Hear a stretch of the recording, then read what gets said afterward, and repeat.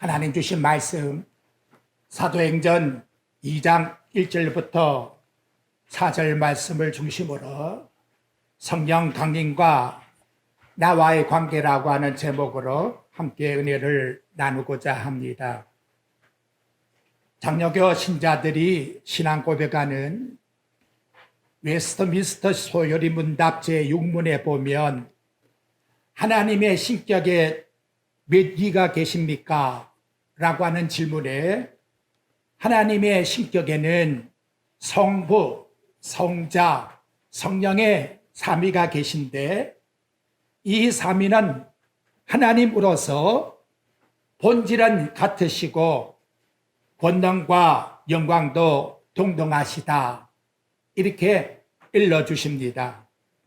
또 장로교 헌법 정치 제21조에 보면 교인은 어떤 사람이 교인이냐 라고 하는 정의에서 성부와 성자, 성령, 삼위일체 하나님을 믿는 자로서 그리스도인이라 부른다.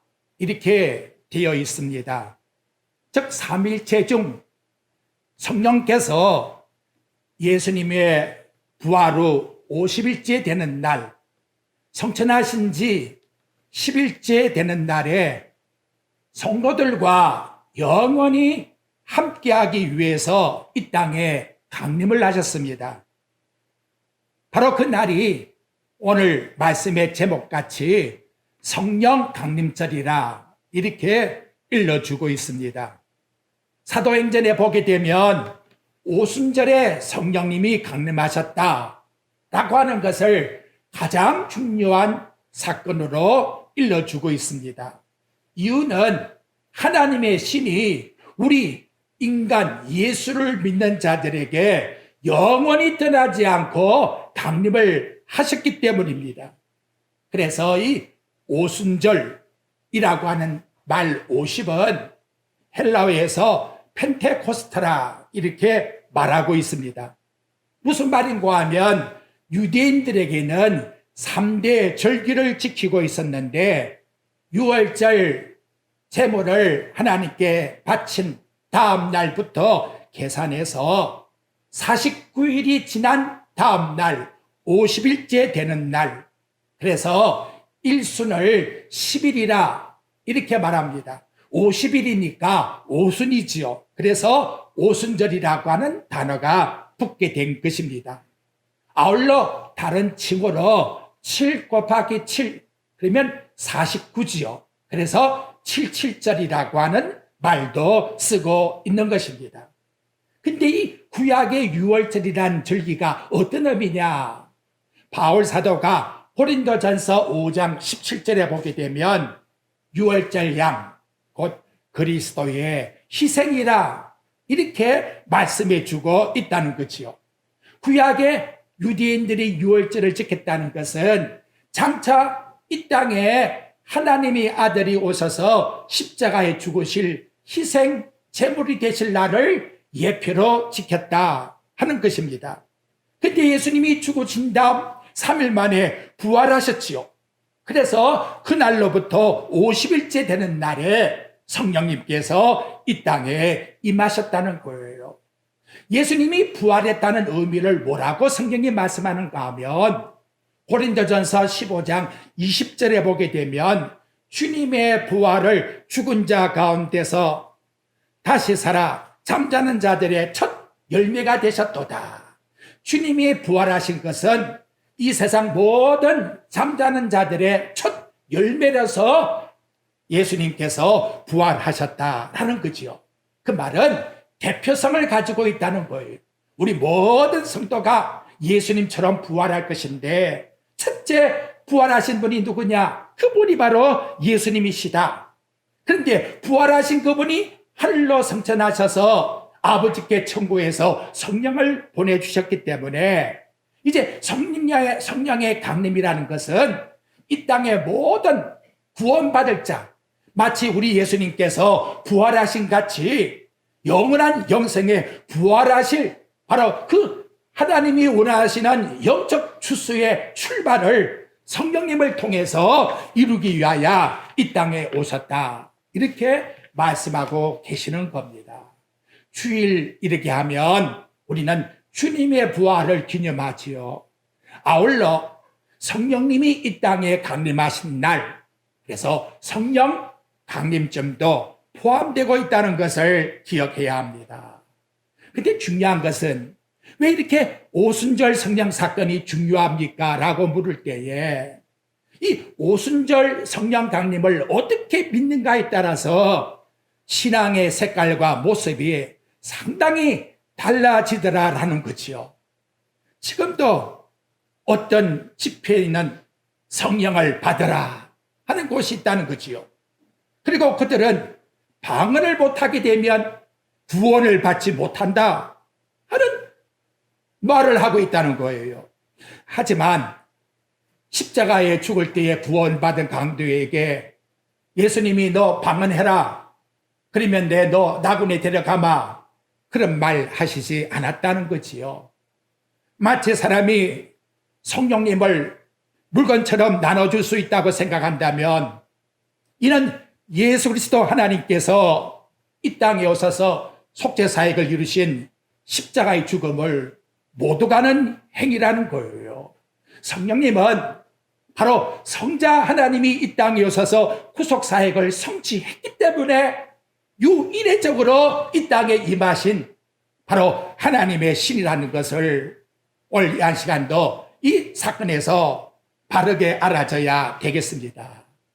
그러면 본문에 들어가서 오순절이 되었을 때에 주님께서 제자들에게 명하신 같이 하나님께서 약속하신 것을 마가의 다락방에 모인 120명 신도에게 성령이 임하셨습니다. 그 내용의 말씀이 2절과 3절에서 나타나지요. 3절 말씀에 보니까 마치 불의 혀처럼 갈라지는 것들이 그에게 모여 그 다음에 단체가 아니고 각 사람 위에 하나씩 이렇게 임하셨다고 강조합니다.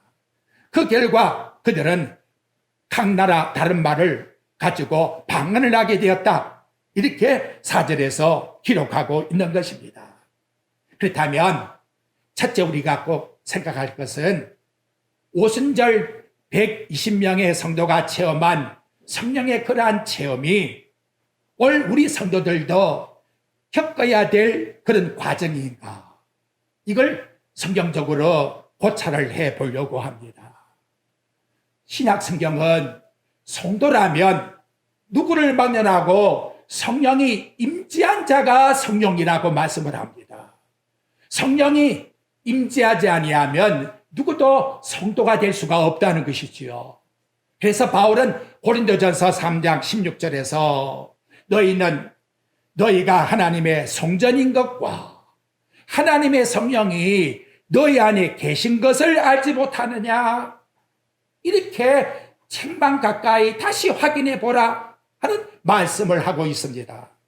고린도전서 12장 3절 하반절에 보면 성령이 아니고는 누구든지 예수를 주시라 할 수가 없느니라.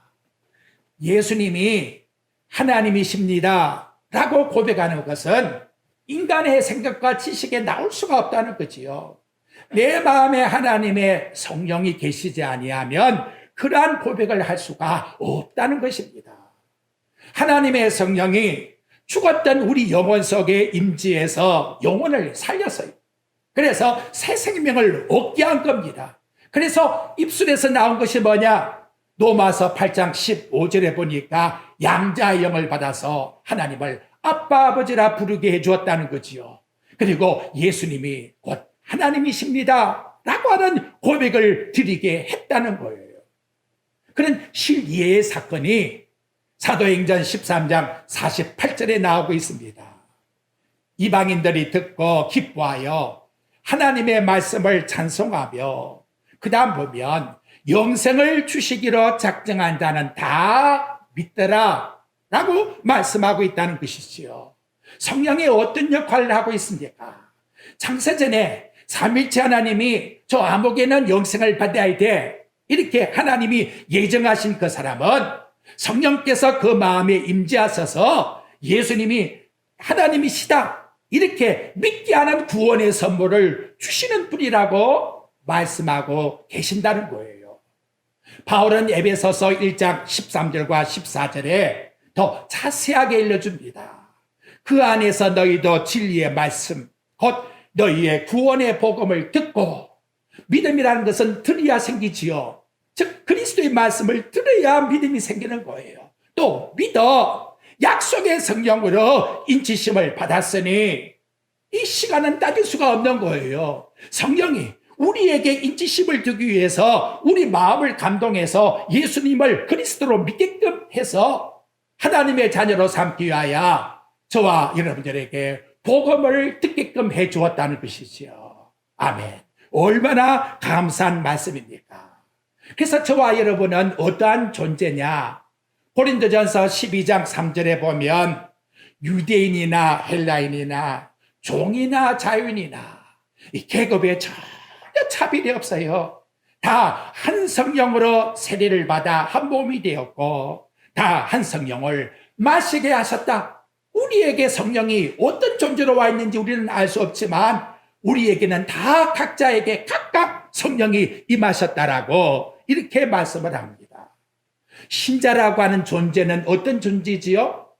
방언을 하는 존재가 공통점이 아니라 정말 하나님께 택함을 입은 자라면 복음을 듣고 예수님이 나의 구원주가 되십니다라고 고백드리는 여기에 공통점이 있다는 거지요. 예수를 하나님의 아들이라고 믿는 공통점, 이것이 없으면 성령의 전구가 없다는 거예요. 어떤 교파처럼 성령 받은 날짜, 시간 너 언제야?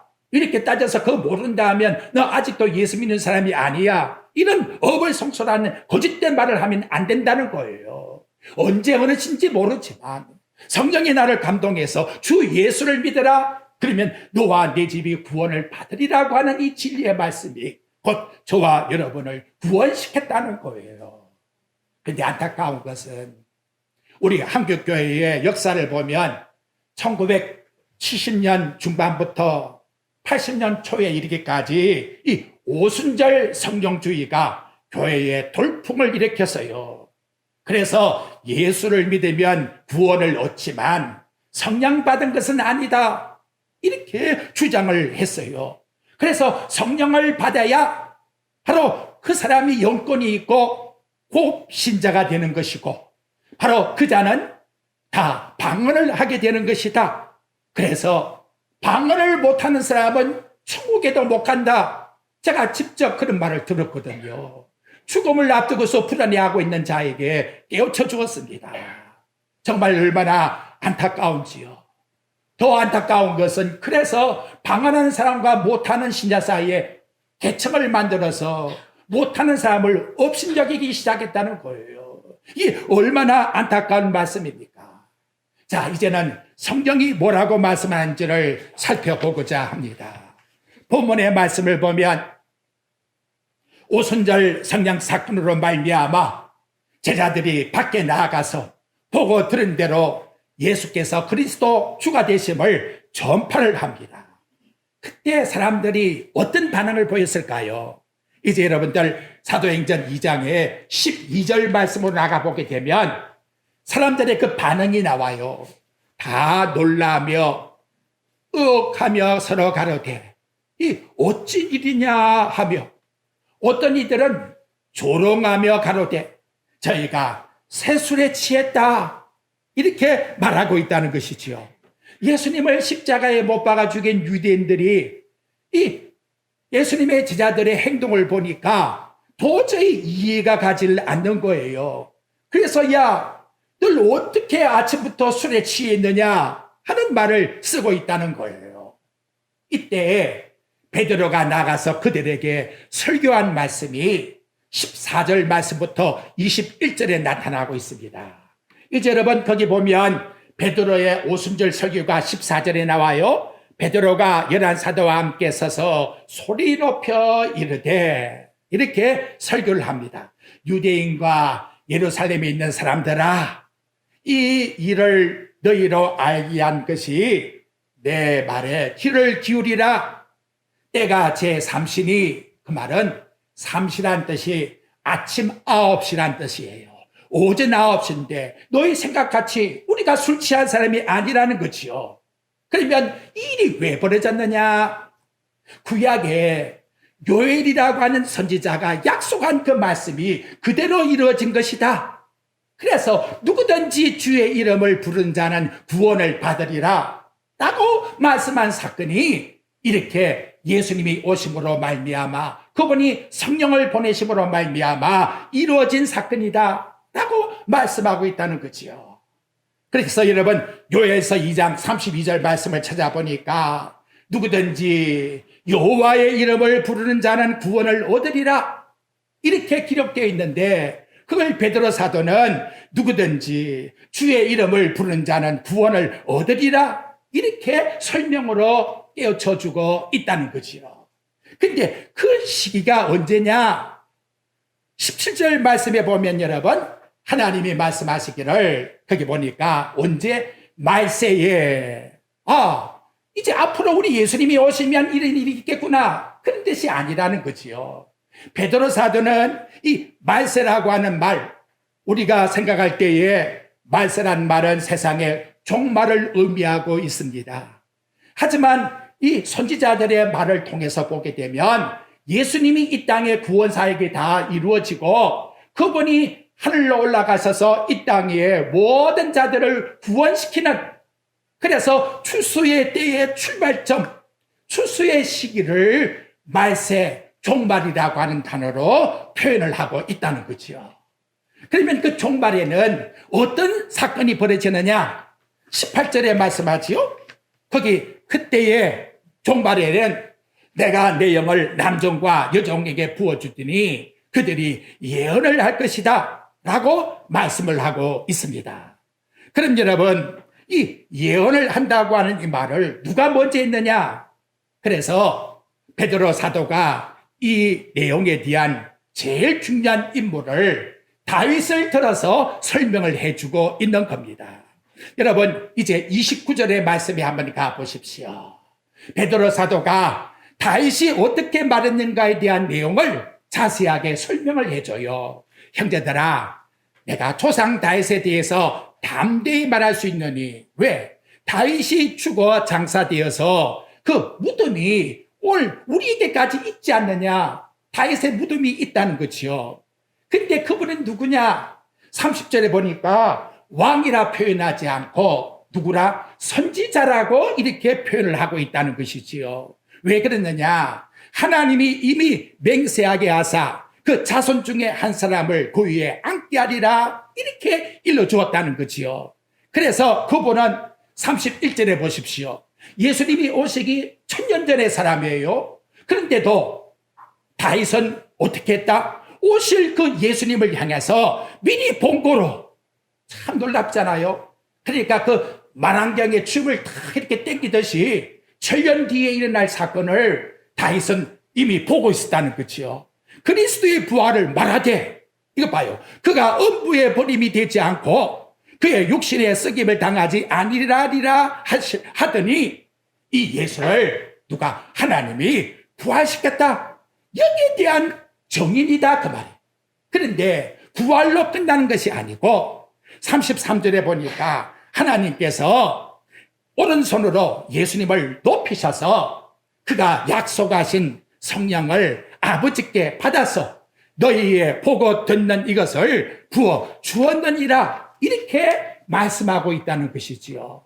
유대인들이 구약 성경을 다 보잖아요. 구약 성경을 보면서 다윗이 일러준 이 예언의 말씀, 요엘 선지자가 일러준 이 말씀을 이들이 그 약속이 성취된 것을 아직도 믿지를 못했기 때문에 그걸 베드로 사도가 하나씩 말씀을 통해서 설명을 해주고 있다는 것입니다.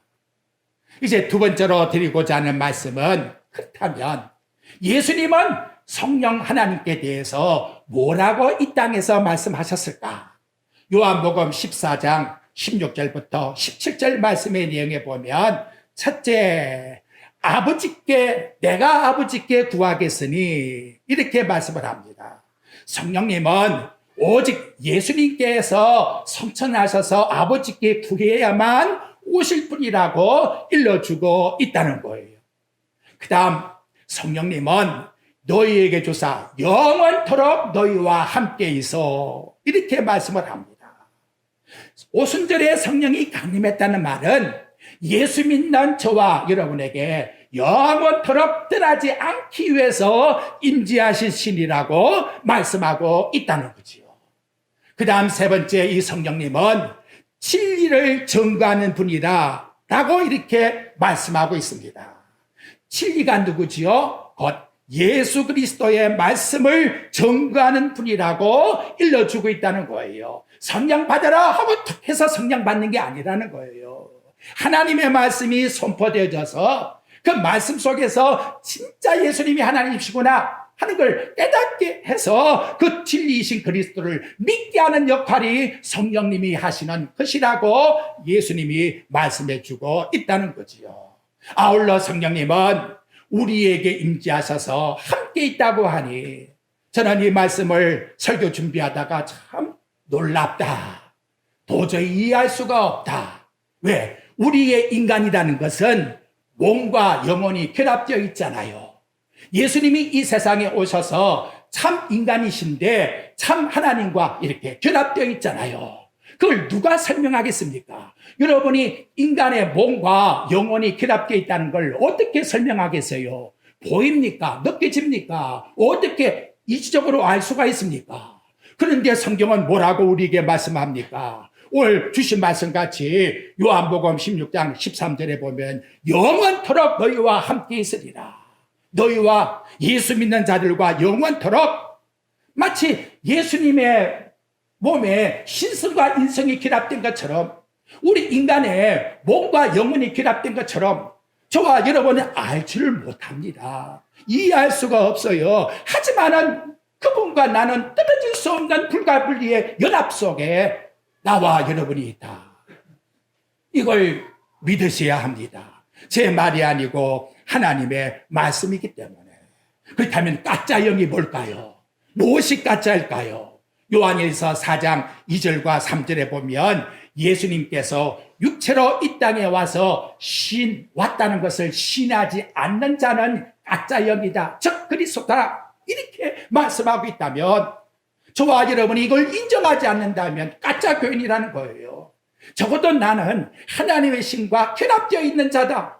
이해할 수가 없지만 하나님이 그렇게 나와 영원히 함께 있다고 했으니 내가 믿는 것이 아니다, 하나님의 성령이 저와 여러분을 믿어지게 한다, 이렇게 말씀하십니다. 오묘하지요. 세 번째 드리고 싶은 말씀은, 그러면 성령이 우리에게 임재하셔서 궁극적으로 하시고자 하는 그 목적이 뭘까? 그래서 교회론을 바울 사도가 에베소 2장 20절부터 23절에 말씀합니다. 너희는 사도들과 선지자의 토위에 세우심을 입은 자라. 그리스도 예수께서 친히 모퉁 위에 돌이 되셨느니라. 그의 안에서 거물마다 서로 연결하여 주 안에서 성전이 되어가고 너희도 성령 안에서 하나님이 거하실 초소가 되기 위해서 예수 안에서 함께 지어져 가느니라 하고 진행령을 쓰고 있어요. 완성된 그 영원한 나라의 성전, 그를 위하여 우리는 이 땅 위에서 성령이 임재함으로 함께 한 지체가 되어서 지어져 간다. 그래서 여러분, 우리 축도할 때 쓰는 말씀이 있지요. 성령의 교통하심이 항상 함께 할지어다. 성령의 교통하심. 여러분이 새끼손가락이 혼자 떨어질 수가 있습니까? 절대로 떨어질 수가 없는 거예요.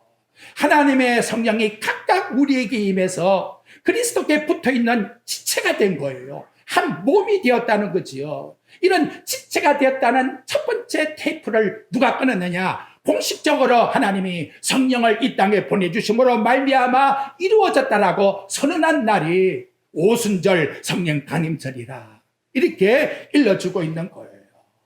성령이 우리에게 임하심으로 말미암아 나는 변한 것이 아무것도 없는데 아직도 나는 죄성에 있는데, 지난주일 날도 죄를 지었는데, 그럼에도 불구하고 고린도후서 5장 17절을 보니까 예수 그리스도 안에 있는 자는 새로운 피조물이라, 그걸 인식하라는 거예요. 성령이 네 마음에 있다는 걸 절대로 잊으면 안 된다. 또 새로운 피조물이야. 그리고 너는 에베소 5장 27절을 보면 영광스러운 하나님의 교회다. 그것이 이루어져라는 것. 그 첫 번째 스타트 출발을 성령 강림을 통해서 우리에게 주신 것이다. 여러분, 저와 여러분의 존재가 존재론적이나 운명론적으로 하나님께 버림받은 자들과는 다르다는 거예요. 사도행전 2장 26절에 보면 다윗이 이걸 깨달았기 때문에 뭐라고 하느냐. 그러므로 내 마음이 기뻐하고 내 혀도 즐거워하며 육체도 희망이 거하나니. 이렇게 다윗은 마음도 기쁘고 혀도 즐겁고 육체의 희망, 소망이 있는 것은 바로 내가 왕이기 때문에 그런 것이 아니라 본문 말씀 25절에 나오잖아요. 다윗이 1000년 전에 있었는데 내가 항상 내 앞에 계신 주를 배웠습니다. 이렇게 말씀합니다. 하늘에 계신 그리스도를 항상 내 앞에 뵙기 때문에 나는 요동하지 않고 나는 흔들리지 않고 그가 내 우편에 계신 분이라고 이렇게 고백을 드리고 있다는 것이지요.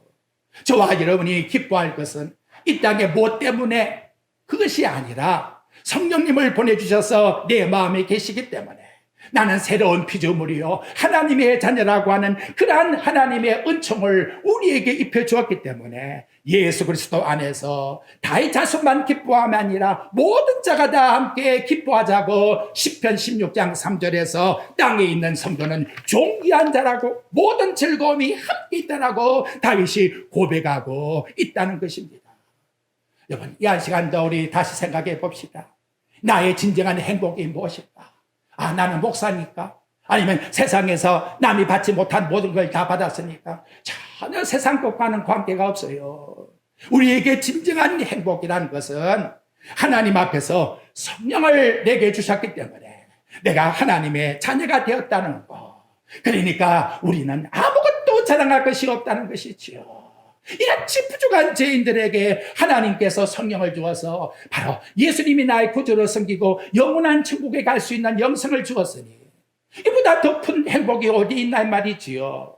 그런데 바울이 디모데에게 디모데후서 4장 3절과 4절에 보니까 말세에는 그렇지 않답니다. 사람들이 바른 교훈을 싫어한대요. 기가 가려워서 자기 사욕을 따르는 스승을 많이 한답니다. 그래서 그 길을 진리에서 돌이켜서 허탄한 세상의 자랑, 허탄한 이야기를 따라간다라고 말씀하고 있으니 저와 여러분 참된 행복이 뭔가를 오늘 예수님이 주신 말씀 속에서 저와 여러분이 분명히 깨달아지기를 소원합니다. 네 번째 말씀은 하나님이 당신의 아들을 이 땅에 보내셔서 구속사역을 다 공개하지 않았어요. 마찬가지로 성령의 임재도 숨길 이유가 하나도 없다는 것이지요. 구약 성경에 보면 하나님의 영이 임재하셨다, 떠났다 이런 표현을 쓰고 있어요. 하지만 성령의 임재는 신약에 와서 저와 여러분들에게 영원한 나와 여러분에게 임재하심이라고 말씀하면서 로마서 10장 13절에 보면 누구든지 주의 이름을 부른 자는 구원을 받으리라 이렇게 말씀을 해주고 있습니다. 그렇다면 여러분 가장 확신 있는 성령의 임재의 증거가 뭘까요? 누가 여러분을 강요해서 기한 겁니까? 누가 여러분을 협박했습니까? 그런데 그게 아니지요. 남녀노소 빈부귀천 누구를 막론하고 성령을 받은 자는 한 믿음 속에서 하나님께 영광을 돌려드린다는 거예요. 여러분 지금 보고 있는 사도행전 2장 39절 한번 보십시오. 베드로가 그렇게 말씀하고 있습니다. 이 약속은 바로 성령의 선물이지요. 너희와 너희 자녀와 모든 먼 데에 있는 사람 곧 주 우리 하나님이 얼마든지 부르시는 자에게 이것이 최고의 복이에요. 저의 최고의 복, 우리 가정의 최고의 복, 우리 자손들의 최고의 복, 성령을 받아서 성령의 임재 속에 예수를 믿는 가정이 되는 것, 이게 진정한 복이라고 일러주고 있는 것입니다. 이 설교를 했더니 이제 반응이 어떻게 나왔는가 한번 보십시오, 여러분. 37절 말씀에 나와요. 그들이 이 말을 듣고 마음에 찔려 베드로와 다른 사도들에게 물어 이르되, 형제들아, 우리가 어찌할꼬 하거늘, 이렇게 말씀합니다. 그랬더니 베드로가 뭐라 합니까? 너 방언 받으라 그럽니까? 그렇게 말하잖아요. 회개하여 각각 예수 그리스도의 이름으로 세례를 받고 제사함을 받아라.